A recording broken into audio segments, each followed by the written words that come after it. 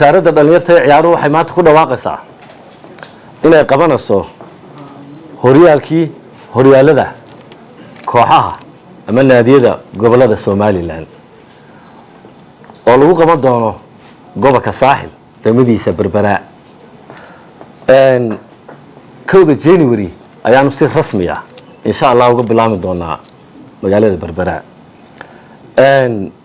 tartanka waxa hore loo soo qabtay 3 jeer hore laba jeer waxa hore u marti gelisay Berbera marna waxa lagu qabtay Hargeysa sanadkii saddexaad waxa marti gelinayso gobolka Saaxil sababta aanu doornay in Berbera lagu ciyaaraa waxa weeye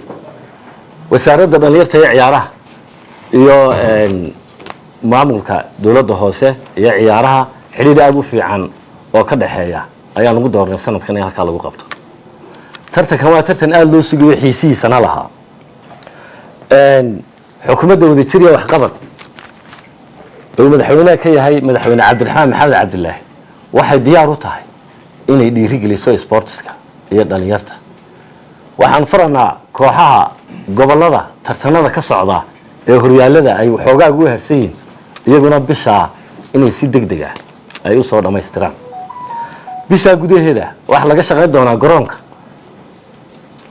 Berbera oo runtii aan dayac yar oo ka jira iyo cabashooyin ciyaartooyga ka cawdeen aan jecelahay inaan wax ka qabano wasiirka wasaaradda dhalinyarta ee ciyaaruhu wuxuu soo saaray liiska rasmiga ah ee gudida hogaamin doonta tartankaas intuu socdo waxaan xaadirin doonaa gudida cid kala tahay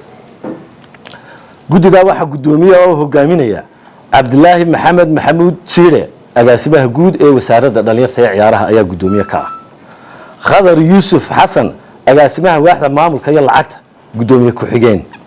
Maxamuud Cabdi Aw Xirsi gudoomiyaha xiriirka kubadda cagta Soomaaliland xooghaye Jamaal Cabdi Ahmed agaasimaha waaxda ciyaaruhu xubin Maxamed Xasan Cabdilaahi agaasimaha waaxda garoomadu xubin Mustafa Cali Nuur agaasimaha waaxda sharciga xubin Shaafici Jaamac Aadan xubin gudidaas waxa gudoomiye u ah gudoomiyaha agaasimaha guud ee wasaaradda dhalinyarta ee ciyaaraha waxaanu jecelnahay tartankani oo ah tartan aad u xamaasad badan inuu runtii noqon doono